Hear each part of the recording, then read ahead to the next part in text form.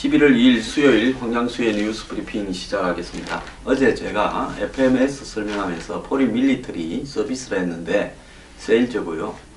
보잉의 F-15SE는 처음부터 아예 FMS 대상에서 이렇게 배제되어 회사와 직거래했습니다. 그래서 누군가 방산 비리로 개입을 해서 장난을 칠라 하면 이 개인, 그러니까 상업용 직접 거래에서나 가능하지 FMS에서는 불가능하다. 그래서 F-35로 변경되었는데 거기서 이 방산 비리가 있다라는 것은 맞지 않다. 국가 대 국가 무역에서 브로커들이 개입할 여지는 없다. 이런 말씀을 드립니다. 어제 한 신문은 박 대통령의 지지율이 9.2%까지 떨어졌다. 80%의 국민이 수사 대상에 포함되어야 된다. 이런 이야기를 했습니다. 물론 한 개 신문의 결과이기 때문에 그 부분은 그냥 참조사항일 뿐인데요. 지금 최악의 경제 위기다라는 것이 70%고 리더십 상실로 이렇게 대통령의 리더십 상실로 나타났다. 이렇게 이야기를 하는데도 많습니다. 근데 정작 중요한 것은 지금 미국의 트럼프가 당선되는 블랙스완이 오는 거 아니냐. 이런 상황에서 한국의 지금 주식시장이나 여러가지 시장에 큰 영향을 미치고 있습니다. 오늘 최순실이 2시에 영장 청구를 검찰이 하겠다 그러는데요. 자, 이 와중에 이 정부는 김병준 전 노무현 정권 때의 이 정책실장 그리고 부총리를 청와대에서 총리로 임명했습니다. 전격적으로 발표했는데요. 임종용 금융위원장을 경제부총리로 또 국민안전처 장관을 새로 임명했는데 김병준 총리 내정자의 추천을 받았다. 이렇게 이야기를 했습니다. 어제 한 신문에 청와대가 국면전환 카드로 책임 총리 제도를 만지작거린다. 거국중립 내각에 대해서는 이 방식과 이 부작용 등이 우려돼서 청와대가 거부하고 있다. 그래서 일요일날 오후에 거국중립 내각을 새누리당이 이렇게 제안을 했지만 청와대와 사실상 합의된 내용도 아니었고 그야말로 야당이 처음에는 거국중립 내각을 주장하다가 그 이후에 거국중립 내각을 이렇게 꼬리를 내리고 살짝 거두는 분위기가 되니까 새누리당이 추격해서 이 제안하면서 사실상 제안은 우리는 했는데 너네들이 거부했다. 이런 부분을 이 명분을 확보하려고 한 게 아닌가 이런 생각이 듭니다. 자, 그런데 지금 김병준 이 총리 임명에 대해서 과연 그러면 야당들은 노무현 정권 때 중요한 일을 했던 사람이라고 해서 환영을 하는가? 이런 문제를 좀 알아봐야 되겠습니다. 김병준 총리 내정자는 국민대 행정학과 교수고요. 경실련에서도 일을 했고 지방분권, 행정개혁, 지방자치 등의 전문가로서 지방자치연구소를 운영했던 노무현 전 대통령에게 이렇게 오랫동안 같이 일을 하다가 발탁이 되어서 노무현 정권 당시에 주요한 국가개혁 디자인을 짰던 사람이고 이 종합부동산세, 즉 종부세 논란을 불러일으켜서 세금 폭탄 문제로 세상에 좀 시끄러웠던 분입니다. 근데 저는 박 대통령이 왜 이 국면에서 느닷없이 총리를 바꿨을까? 모든 사람들이 오늘 청와대 긴급 해견이 있다 하길래 비서실장이나 정무수석을 임명하는 줄 알았습니다. 그런데 느닷없이 총리와 부총리를 바꾸는 발표를 했는데요. 굉장히 좀 의외였고요. 그 인물은 일단 거국중립 내각으로 거론되던 김종인, 손학규, 김병준 대체 이 세 사람 정도가 여야를 다 걸치면서 그걸 수행할 수 있는 인물로 거론됐는데 그 중에 한 명을 이렇게 발표는 했습니다만은 자, 그럼 박 대통령은 왜 좀 오랜 심사숙고를 하지 않고 이왕에 넘어진 김에 쉬어간다고 신중하게 어느 방향으로 갈 것인가 방향을 결정해서 뛰질 않고 이렇게 긴급하게 김병준 총리를 임명한 것일까요?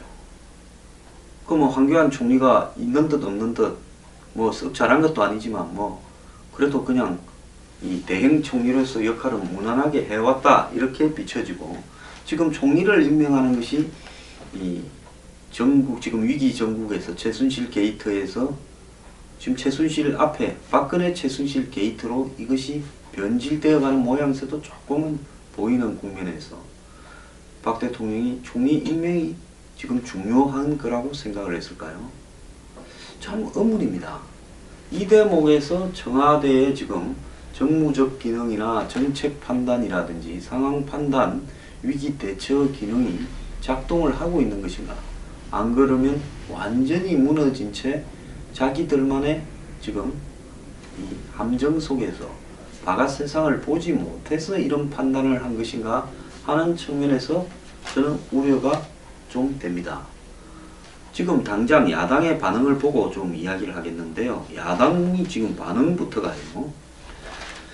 자, 거국 중립 내각을 하는데 야당이 우리가 수사가 좀 진행이 되고 해서 여러 가지 책임 소재가 밝혀진 다음에 하면 하지 지금은 할 때가 아니다라고 가고 있고, 또 지금 박 정권이 이렇게 엉망으로 만들어낸 여러 가지 경제 안보 이런 부분에 우리가 참여해서 뭔가 이 덕이 될 게 아니라 오히려 같이 덤터기를 쓰는 거 아니냐 이런 이야기까지도 나오고 있습니다. 그래서 문재인 전 대표는 박 대통령이 여왕처럼 상징적인 존재로만 남고 국정에 대해서는 사실상 완전히 이 책임 총리, 거국 중립 내각의 총리를 동시에 가지는 그런 총리에게 넘기고, 그 총리는 국회에서 우리들이 사실상 지명하면 동의하겠다라는 이야기로 현 단계에서의 거국 중립 내각에 대한 이 입장이 박 대통령의 의지가 명확하게 표시되지 않은 상황에서는 거부한다라는 입장을 밝혔습니다. 자, 그런데 그렇다면 박 대통령은 제가 몇 차례 이야기했지만 한 2주 정도 이 사건의 수사의 방향을 최종적으로 지켜본 다음에 그 다음에 야당이 별도 특검이 아니더라도 상설특검 속에서 야권이 지명하는 2명 중에 1명을 대통령이 고르는 방식으로 특검으로 곧바로 가게 될 가능성은 검찰이 아무리 수사를 잘했다 하더라도 100%입니다.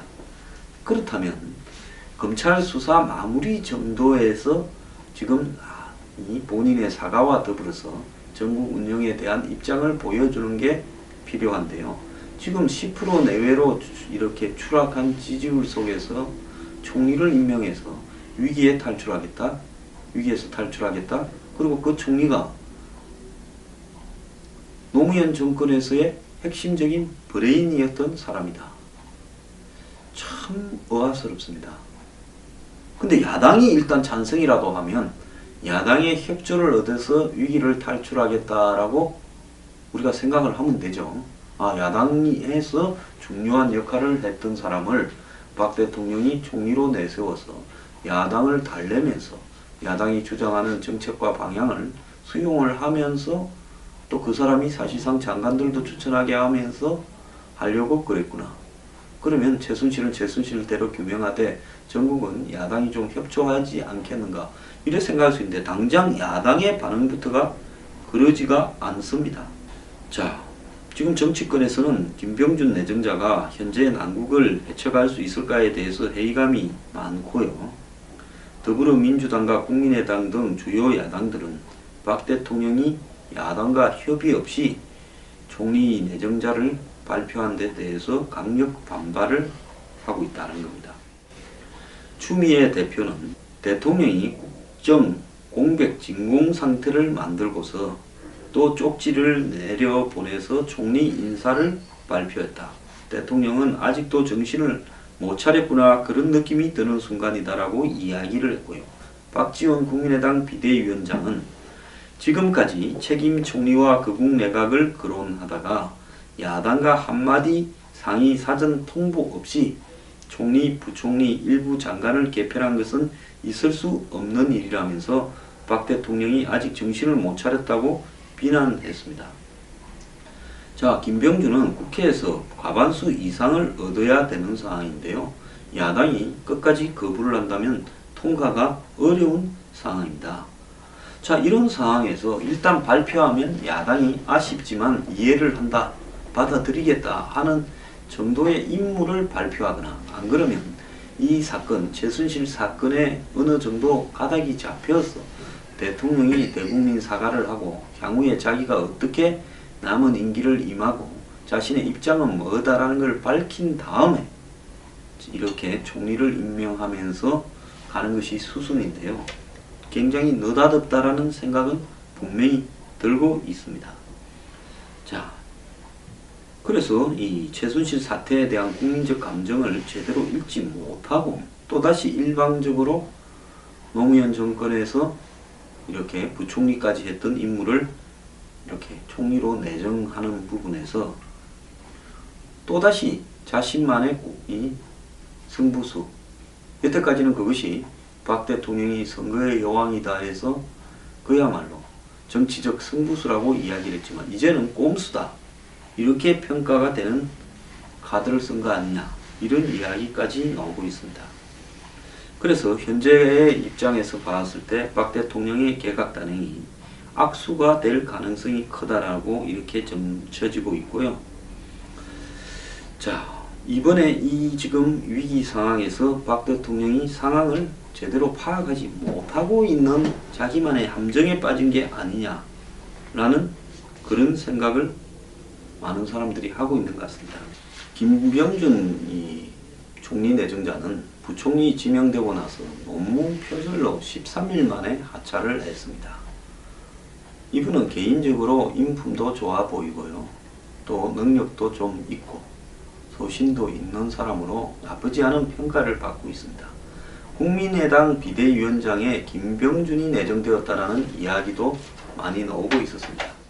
국민의당은 11월 7일 비대위원장을 임명하기로 했는데 며칠 전에 안철수 의원이 김병준 이 교수를 비대위원장으로 추천하겠다 하다가 박지원 비대위원장이나 다른 의원들 일부에 반발을 초래한 바 있습니다. 자, 그래서 국민의당 비대위원장으로 안철수 의원이 이야기하던 사람을 데려다가 지금 총리로 이렇게 발표했다. 혹시 안철수 의원과 이 박근혜 대통령 친박 측이 모종의 어떤 물밑 거래가 있어서 그런 거 아닌가, 이런 생각도 좀 듭니다.